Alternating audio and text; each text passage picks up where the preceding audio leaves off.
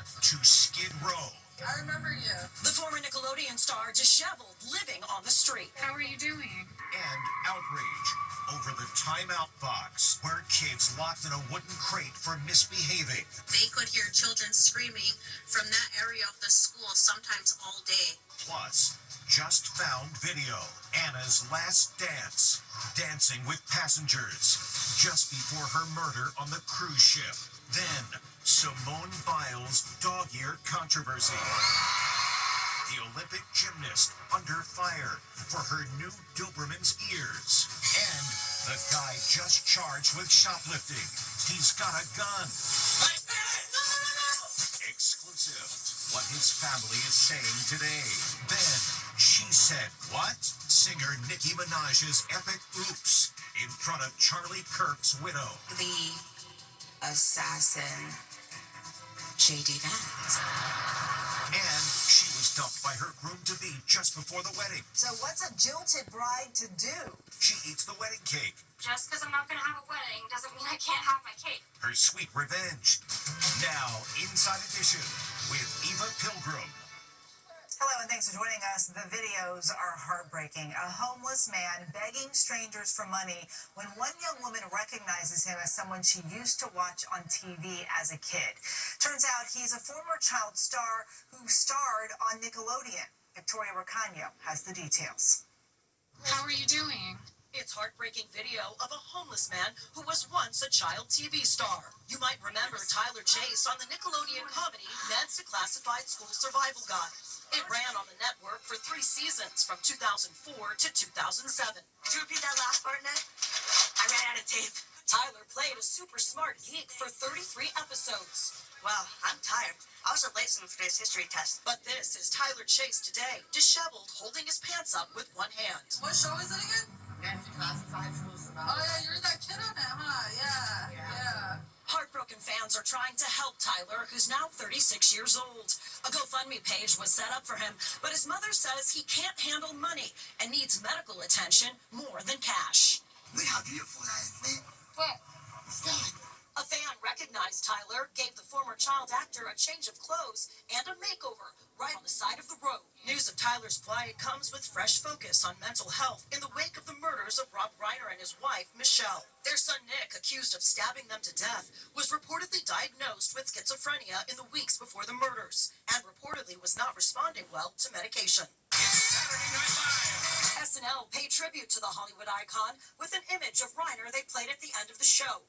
Reiner hosted the 3rd episode of SNL's first season way back in 1975. Ladies and gentlemen, Rob Reiner. How would you feel if you heard your child was put in a timeout box at school? Well, a number of parents are outraged after photos of a wooden box made for misbehaving students went viral. It's hard to believe.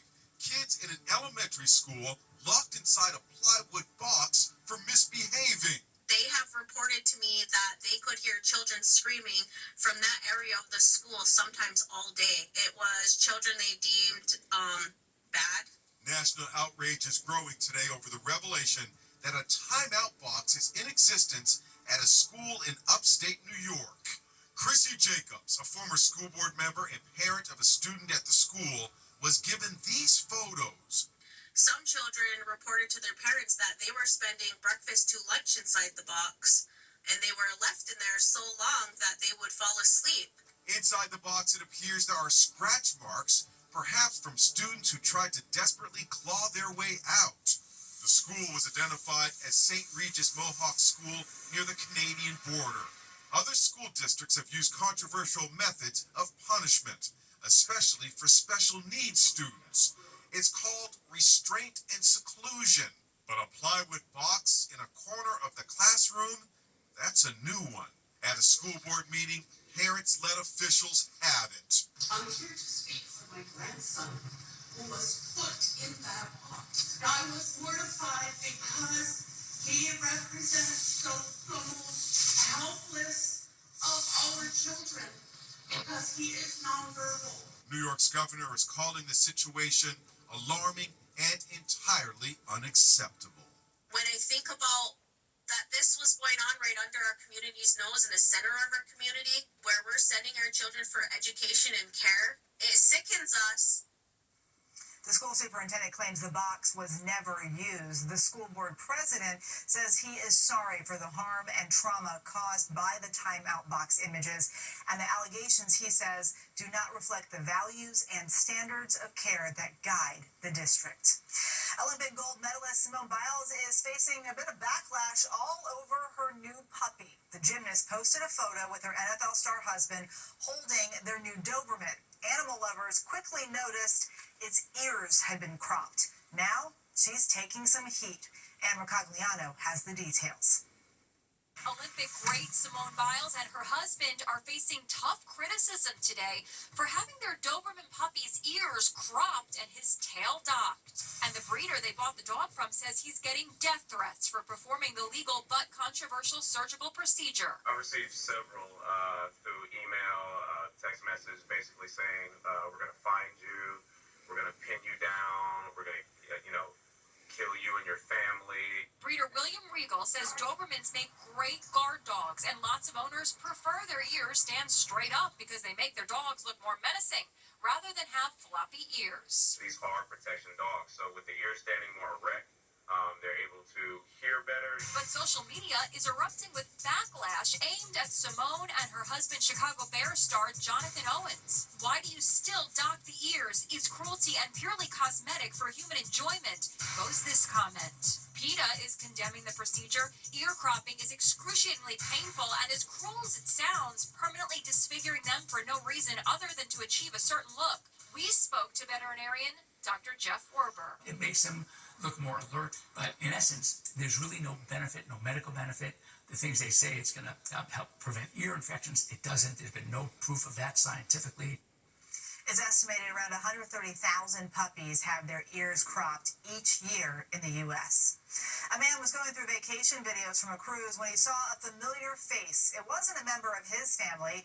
It was Anna Kepner, the high school student who was found dead in her stateroom. It's haunting new video of Anna Kepner, the cheerleader found slain on a cruise ship. The video was shot on the Carnival Horizon during the sail-away party, a joyful gathering as the ship leaves port and all the passengers get together on deck. 18-year-old Anna and the other passengers are doing the Cupid Shuffle. Her grandmother is close by. 5 days after this video was shot, Anna was found asphyxiated, stuffed under her bed. Her stepbrother has come under suspicion. The passenger who posted the video online was apparently unaware Anna was in the footage until he screened it weeks after the cruise. She was happy. You can see she was smiling and stuff like that. He added the words, R.I.P. Anna Kepner. 7 weeks have passed since Anna's death, and today, legal commentator Nancy Grace is curious why no one has been arrested. She spoke to Stephen Fabian. A lot of people are wondering, why hasn't there been an arrest yet in this case? Simple answer to that, one word, feds. I was a Fed before I became a state felony prosecutor. Feds are notoriously slow putting together a case. They want to cross every T, dot every I. When they do go to trial, they got you every which way but loose. They've got everything they could possibly want, and it's painstaking. She also believes there is another important factor in the case. Cruise ship investigators are basically guys that were bouncers on one of their protocol destinations, and they got into law enforcement on a cruise ship. Do you think these guys have any idea how to handle very tricky, delicate evidence at a murder scene? Are you concerned that the stepbrother could run off, disappear? I'm absolutely concerned the stepbrother can't abscond. Anna's stepbrother is now living with another family member. Meantime, Carnival stands by their role in the investigation, telling us law enforcement authorities have found them both thorough and professional. We're learning more about that scary incident involving a 21-year-old allegedly caught shoplifting after 2 suspects were taken to a back room. One of them pulled out a gun and aimed it at a police officer, leading to total chaos. Now the family of the gunman is speaking out. This accused Walmart shoplifter is being escorted to the back of the superstore. So far, it's pretty routine. The suspect is sitting on the bench with his female companion, who is also accused of shoplifting. He just sits there as a store manager and a local cop assess the situation in Canton, Ohio. Suddenly, the suspected shoplifter makes a move. He grabs something. It's a gun. The Walmart manager wrestles the weapon out of his hands as the police officer joins to take control of the situation. The suspect has been identified as 21-year-old Shane Newman, and he already had an active warrant out for his arrest. Police say Newman's gun jammed, but the suspect's family says the attempted shooting might have actually been an attempt at suicide by cop. Listen to what he says as cops place him under arrest. Gary and Tammy DeLong are the suspect's grandparents. Do you guys realize, if you look further into that tape, how close the police came to shooting him? Yes. Yes, we do, sir. Thank God that didn't happen. It just breaks my heart because Shane is not a person that would hurt anybody except for himself. Walmart is now praising the hero employee. We're proud of the brave action our Asset Protection Associate took to maintain the safety of everyone in our store. The 21-year-old who pulled the gun is charged with attempted murder. Just days before Christmas, Barry Manilow is sharing some health news. The Copacabana singer posted today that doctors found a cancerous spot on his left lung, and he's having surgery to get it removed. The good news? Manilow says it was found early, and doctors don't think it has spread. But Manilow has postponed his upcoming holiday concerts. That's Charlie Kirk's widow, Erica, with none other than rapper Nicki Minaj. Minaj, once known for her risky music and her videos, has joined forces with the conservative leader of Turning Point, but something she said by accident had her a little embarrassed. Did Nicki Minaj just make the biggest gaffe ever? You have amazing role models like the assassin J.D. Vance, our vice president. She called J.D. Vance an assassin in a conversation with, of all people, Erica Kirk, whose husband Charlie was assassinated just 4 months ago. The singer realizes her blunder and looks mortified.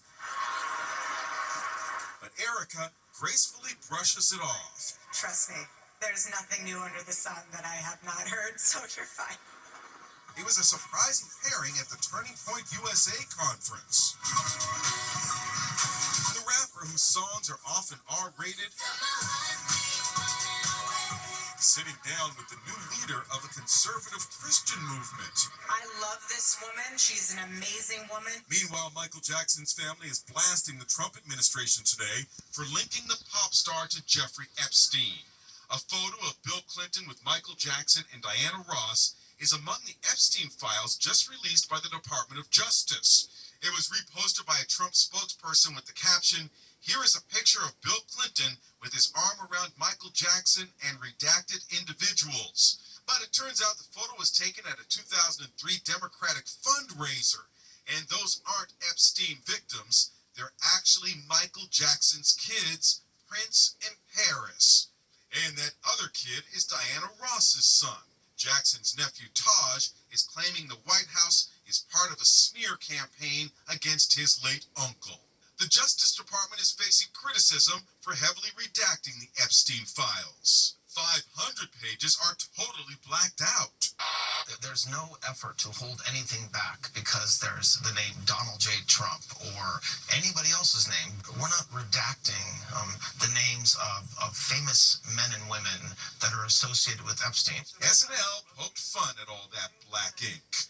We had to redact a few sensitive things, but you'll get the gist here. Look at this. Trump didn't do nothing bad. We'll be back with much more Inside Edition after this. Next, Yuletide warning. Can you put the medication you're taking for weight loss on pause to splurge this Christmas? And she was dumped by her groom-to-be just before the wedding. So what does she do? She eats the wedding cake. Just because I'm not going to have a wedding doesn't mean I can't have my cake. Her sweet revenge. Inside Edition with Eva Pilgrim. We'll be right back. It's not not uncommon for people to skip a dose or two of their weight loss drug, but is it safe? Here's Megan Alexander. These women put the medication they use for weight loss on pause for the holidays. Julie Stoll-Kelly recently skipped a dose to enjoy holiday feasts. I thought, I'm going to enjoy my life because this is a lifestyle change, and I'm going to eat what I want, and I'm going to have a couple more bites than normal. And there's Kaylee Svensson. She says she lost a whopping 90 pounds on Mounjaro, a drug designed to treat diabetes that many take to shed weight. But the mom says she's pausing her medication for 2 weeks so she can afford to put presents under the tree. By not taking my shot, by pushing it off, I can save about $250 a week. Have you ever done this before? Have you ever stopped taking the drug for a period of time? I have. There was definitely a couple weeks in which I wasn't taking it, and I got on the scale and I couldn't believe that I'd already put on close to 10 pounds. And these women skipped doses because they say it was too much of a hassle while they were traveling. My sweet cravings are coming back. For example, I really, really wanted some M&Ms today. I'm actually going on vacation next week, and I don't want to do this since I just did it, but I'm going to skip it again. When this woman missed her shot, she says she felt awful. I definitely had some side effects from missing that one dose. I had like a really bad headache. I woke up really nauseous and I threw up. I really don't encourage people to just stop these medications cold turkey. Dr. Alexander Soa is a weight loss specialist. My biggest concern for patients who think that they can just stop these medications, go away on vacation, enjoy the holidays, eat to the fullest, is that it takes a long time to get up to the appropriate dose. And if you just stop it and then restart at that dose, you might become very, very sick. Some doctors warn missing just one dose of a weight loss drug could cause appetite to return with a vengeance. Before stopping any drug, talk with your doctor. Coming up, a bride gets revenge on her runaway groom. A jilted bride's revenge. It's sweet revenge for a jilted bride. Carissa Gibbs was dumped by her fiancé just 9 weeks before they were supposed to walk down the aisle. He just said, the wedding's off. I'm not going to get married to you. She had already paid for the wedding dress and the venue. As for the cake, well, that had already been paid for too. So, what do? Well, eat it, of course. Her best friend came over for emotional support. Just because I'm not going to have a wedding doesn't mean I can't have my cake, too. And we ate the whole thing. Oh, that's a good thing. The 24-year-old nurse says she just posted the video on TikTok to show other women that there can be love after loss. And guess what? She found a new fella, and they're engaged. There was a lot of hurt there, so I'm proud of her for being able to come out and be a better person for it. I could have never dreamed it would be this good. I was pinching myself for our entire relationship. This is a bride who proves you can have your cake and eat it too. Coming up, Dad's Holiday Challenge. A Christmas challenge. This teen dressed as an elf is squirming in her seat. Her dad has just made her a dare. $100 is hers if she can get the crowd at Chili's to join in a Jingle Bells sing-along. She finally builds up the courage and climbs up on the chair. Ladies and gentlemen, can I get your attention? The best way to spread Christmas cheer is singing loud for all to hear. Ready, everybody? Jingle bells, jingle all the way. It works. All the other diners join in. Jingle bells, jingle bells. And here's Dad Johnny Revel and his 13-year-old daughter Ellie, still in her elf costume. So Ellie, how did it go? So I stood up and I was like, I am not doing this right now. And then I was already standing up, so I had to do it. I thought we captured the best part of it when she's like, I can't. And then her face just is like, I'm going.